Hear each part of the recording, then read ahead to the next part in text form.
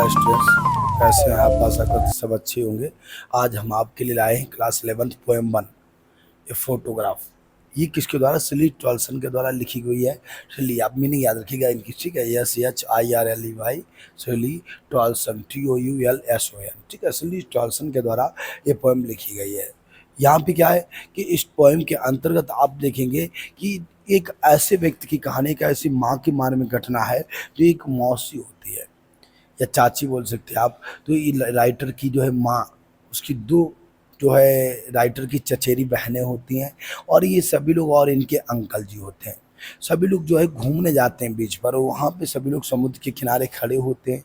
समुद्र में इनके पैरों को समुद्र इनके धुल रहा होता है, और चाचा जी इनके जो है वो फोटो खींच रहे होते हैं, उन लोगों की फोटो बना रहे होते हैं। तो ये उस वक्त की कहानी है।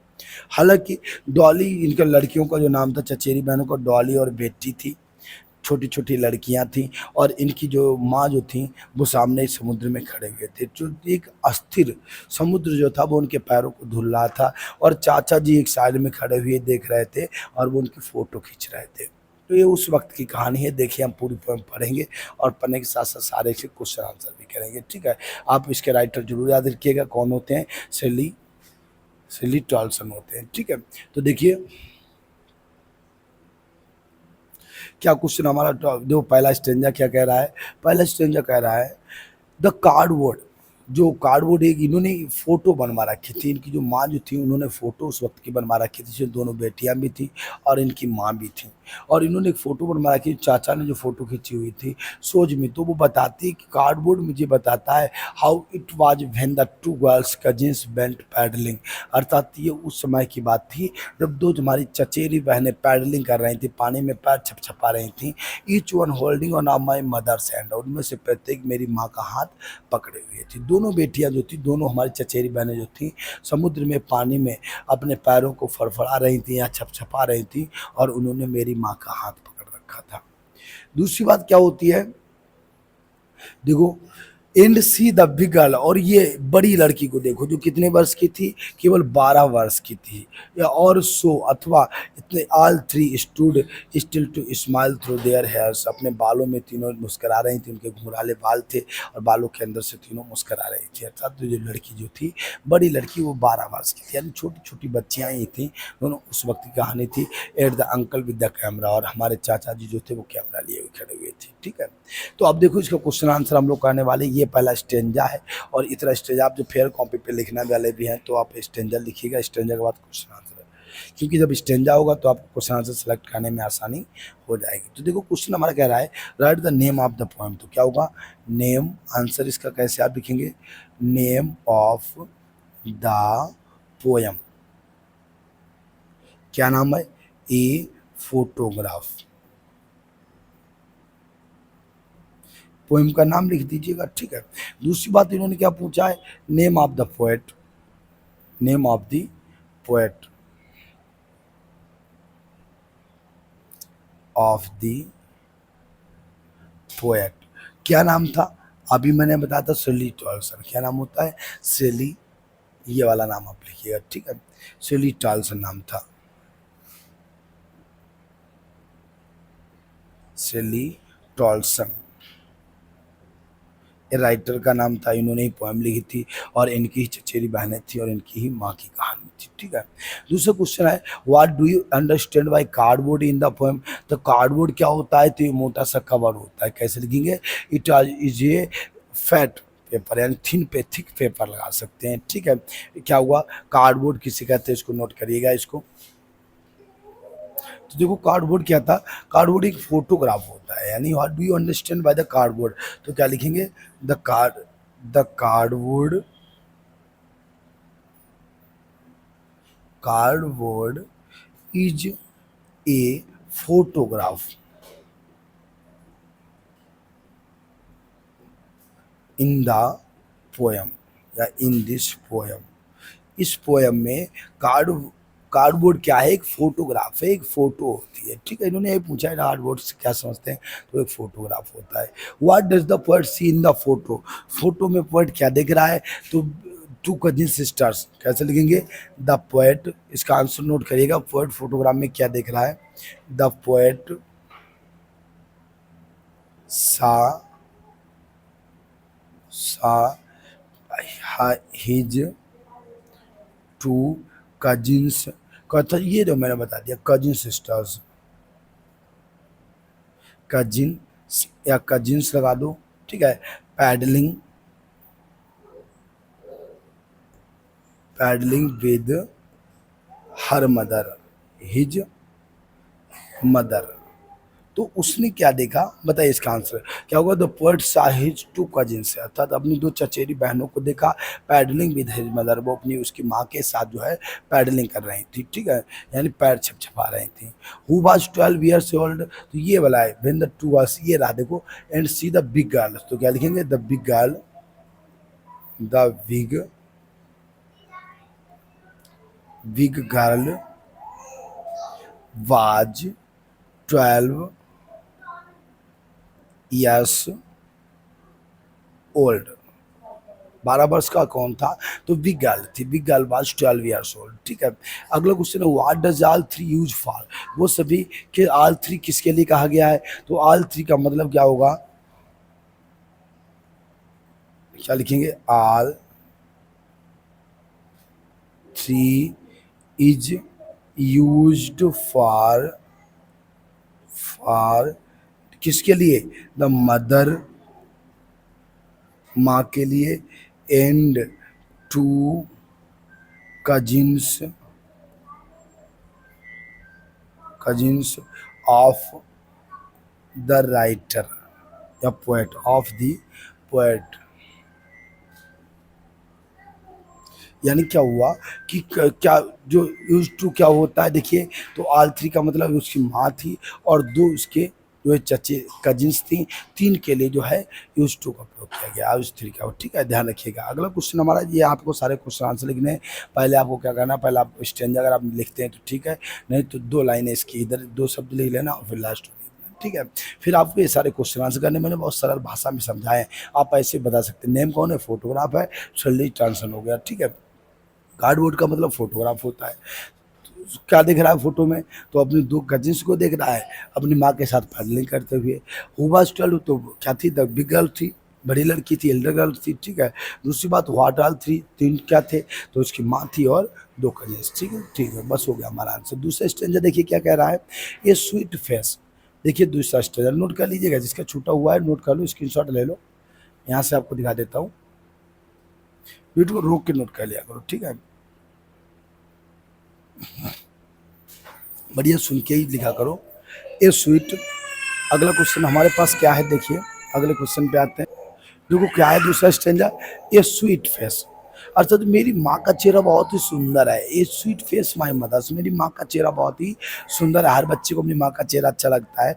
That was before I was born, लेकिन ये उस समय की बात है जब मेरा जन्म भी नहीं हुआ था। राइटर कह रहा है मेरी माँ बहुत सुंदर लग रही थी फोटो में, लेकिन ये उस समय की बात थी जब मेरा जन्म भी नहीं हुआ था। एंड द सी, और जो समुद्र मैं फोटोग्राफ में देख रहा हूँ, which appears to have the changed less, उसमें और अब के समुद्र में बहुत थोड़ा सा बदलाव है, अर्थात समुद्र में कुछ नहीं बदला हुआ है। जब मेरा जन्म नहीं हुआ था उस वक्त की फ़ोटो में मैं अपनी माँ की देख रहा था, बहुत सुंदर लग रही थी, और समुद्र भी जैसा पहले दिख रहा था आज भी वैसा ही दिख रहा है। बस देर ट्रेवली ट्रांसेंस फीट, और तो उनके बहुत क्षणिक पैरों को धुल रहा था, अर्थात उन लड़कियों की मृत्यु हो जाती है तो बताता है कि उनके पता नहीं था कि इन लड़कियों की जो है पैर क्या दोबारा पड़ेंगे यहाँ की नहीं पड़ेंगे, तो उन क्षणिक पैरों को या उन क्षणिक निशानों को बहुत लगातार जो है धुल रहा था, ठीक है। Describe the philosophy of the sea as the district in the poem, इस पोएम में फिलोसॉफी अर्थात समुद्र का किस पर वर्णन किया गया है, ठीक है। तो क्या लिखेंगे, देखिए इसमें क्या, इसको एक पावरफुल बोला गया है, कैसे लिखेंगे, द सी, समुद्र को, ठीक है, the sea describe the philosophy of the sea, the sea is a powerful, क्या फिलोसॉफी है, powerful creation of nature. Sea क्या है, एक पावरफुल क्रिएशन है, समुद्र क्या है, प्रकृति की एक ही शक्तिशाली या बहुत ही ताकतवर रचना है, ठीक है। फिर इन्होंने क्या बताया है, बीच, बुक अभी भी बहुत कम चेंज होता है, बीच does not change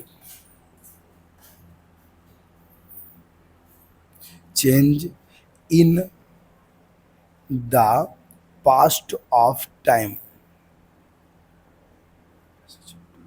या इन द पासेज लगा दो, ठीक है।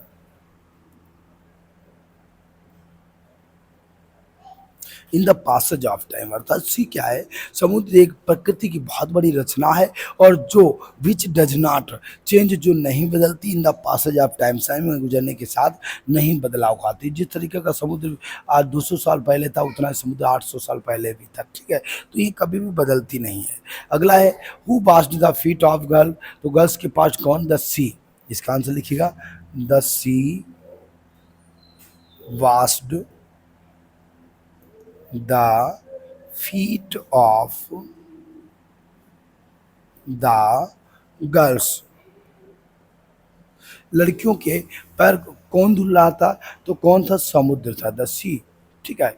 Wash the feet of the girls, ठीक है। अगला क्वेश्चन क्या कह रहा है, how does the poet describe the mother's face, तो कैसे mother's face was very sweet, the mother's, माँ का चेहरा कैसा दर्शन किया है, mother's face was very sweet था, कैसा वो लिखा ऊपर, ठीक है, स्वीट, वाज वेरी, माँ का चेहरा बहुत ही मधुर था, बहुत ही सुंदर था, mother's face was very sweet, ठीक है। अगला क्वेश्चन क्या कह रहा है हमारा, when did the poet's mother have a sweet face, माँ का चेहरा कब था, तो when he was not born, ठीक है। तो before the time of his birth, क्या लिखेंगे, द पोएट्स मदर्स, कभी की माँ का चेहरा has a sweet face before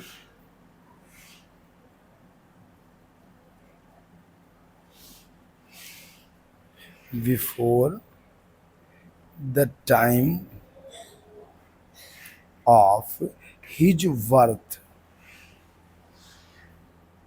उसके जन्म से पहले, ठीक है। तो क्या लिखेंगे, मदर्स फेस वाज स्वीट, यानी the poet's mother has a sweet face before the time of his birth, अर्थात उसके जन्म से पहले के समय में, जब उसका जन्म नहीं हुआ था उस वक्त की बात थी, तो इसकी माँ का चेहरा बहुत ही सुंदर दिख रहा था। नोट करते जाइएगा, फिर हम आगे बढ़ते हैं।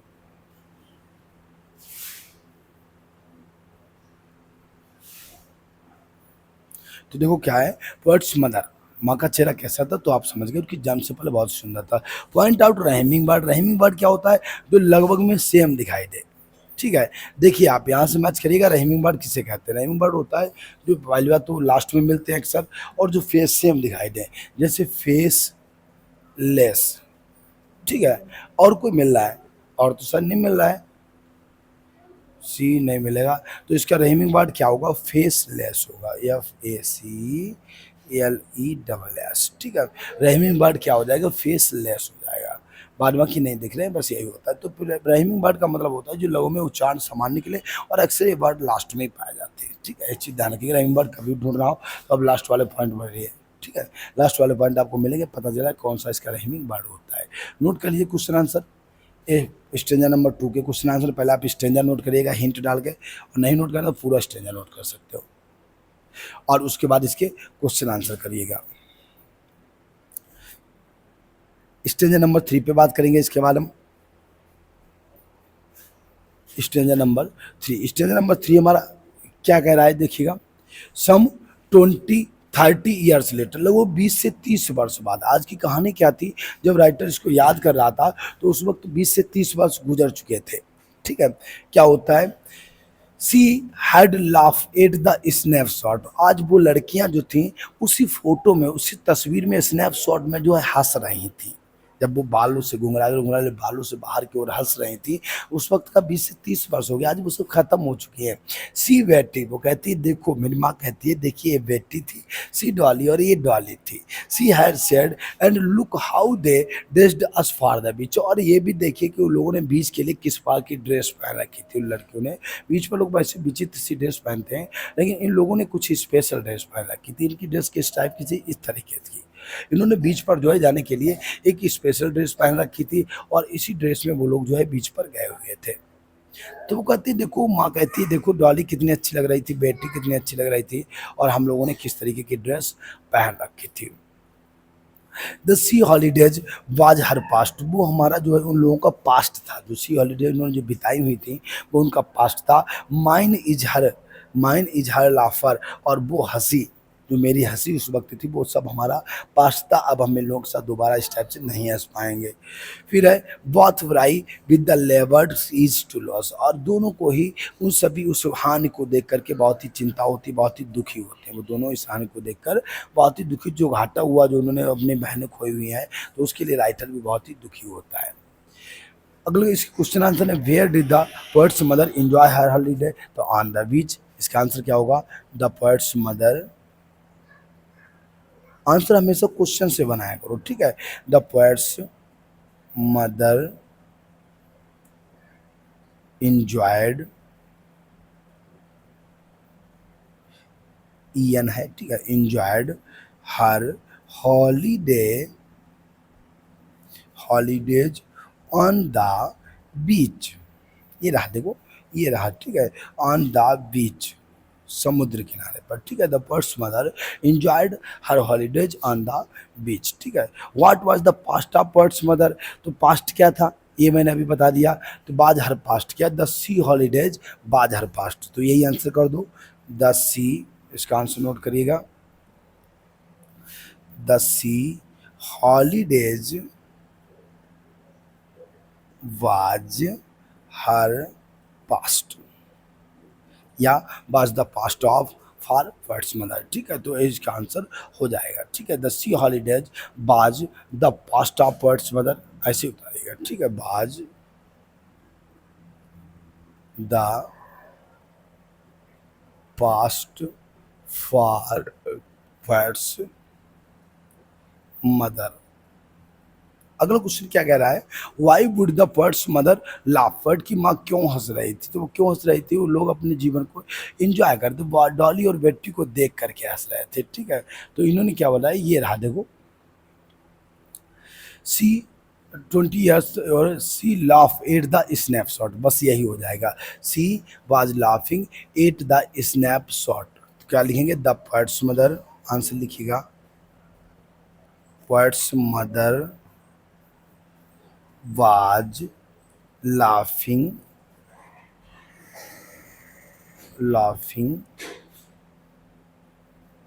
on the snapshot,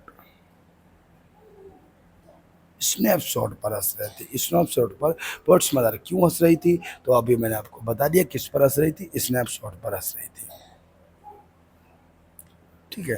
तो ये आंसर हो जाएगा, ये तो यहीं पर मिलेगा, the poet's mother was laughing at the snapshot, ठीक है। स्नैपशॉट, हालांकि जब मैं पेपर में दूंगा, कोई भी टीचर देगा तो क्वेश्चन स्टेंजा जरूर देगा, ठीक है। स्टेंजा से आप छाट सकते हो क्वेश्चन आंसर। अगला क्वेश्चन क्या कह रहा है? हु वर बेटी एंड डॉली, तो बेटी एंड डॉली कौन थे? कजिन थे। बेटी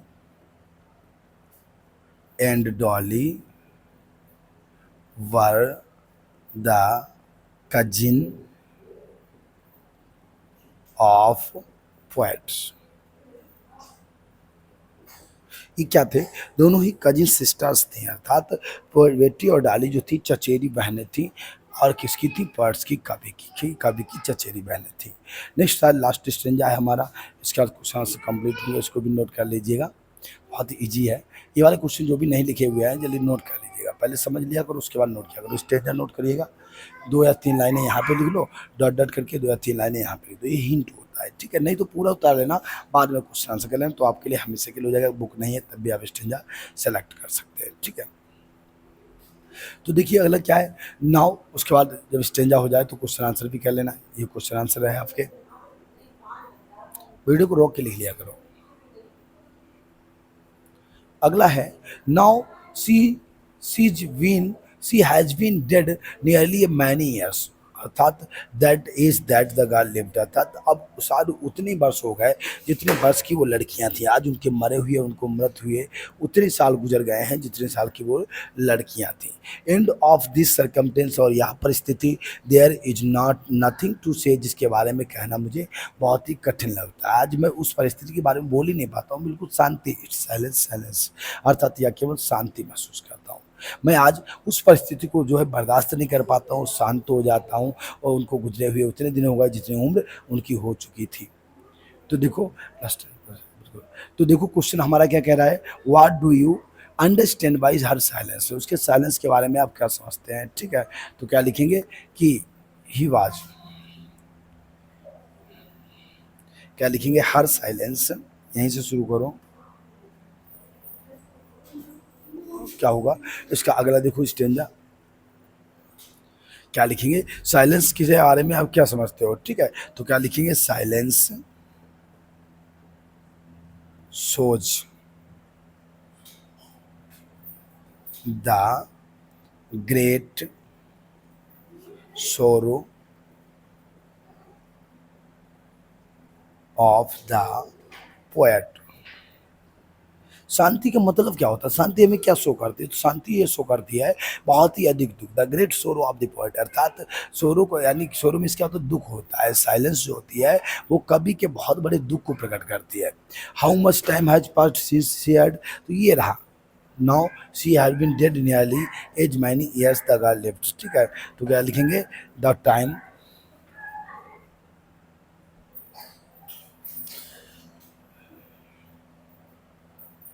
how much time has passed, ठीक है। तो क्या लिखेंगे, द टाइम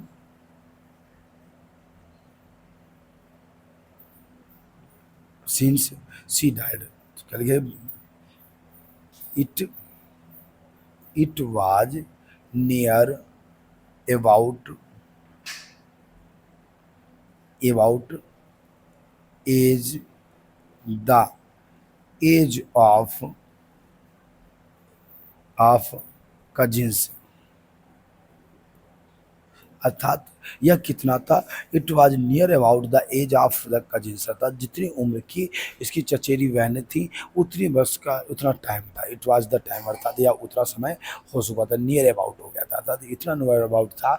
या ये वाला लगा सकते हैं कि now she has been dead nearly many years as the girl lived, जितने समय में उनका जब रही थी उतने ही टाइम उसको मृत्यु हो गया था।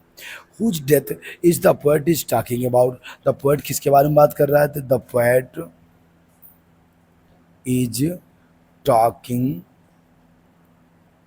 About the death of her cousin, the death of her cousin, अर्थात कवि किसके बारे में बात कर रहा है, तो अपनी चचेरी बहनों की मृत्यु के बारे में बात कर रहा है, ठीक है। अगला है, how many years ago had the poet mother died, तो पोएट्स मदर, पोएट्स की माँ कब मर गई थी, कितने वर्ष पहले मर गई थी। यहाँ पे किसके बारे में यहाँ पे बात जो आप करेंगे, तो डेथ ऑफ हर मदर लगा देना, ठीक है। सॉरी मैंने हर भी कर दिया, तो क्या लिखेंगे, हिज मदर, मदर, इसकी माँ भी खत्म हो चुकी थी, ठीक है। अगला, how many years ago had the poet's mother died, तो क्या लिखेंगे, the poet's mother died,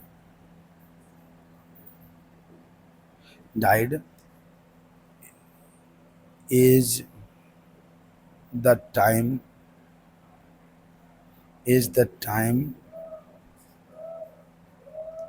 is the time of her living,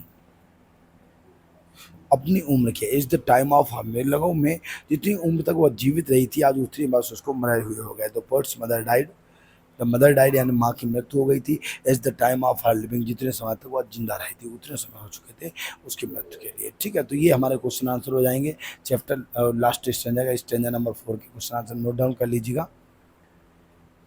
पहले आप डॉट डॉट करिएगा, यहाँ से जो है हिंट लिखिएगा, हिंट लिखना सारे क्वेश्चन आंसर करिएगा, नोट कर लो। उसके बाद एक सेंट्रल आइडिया इसका और बचा हुआ, वो भी कंप्लीट करते हैं, बस हमारा टॉपिक ओवर हो जाएगा, ठीक है। क्या क्वेश्चन आएगा,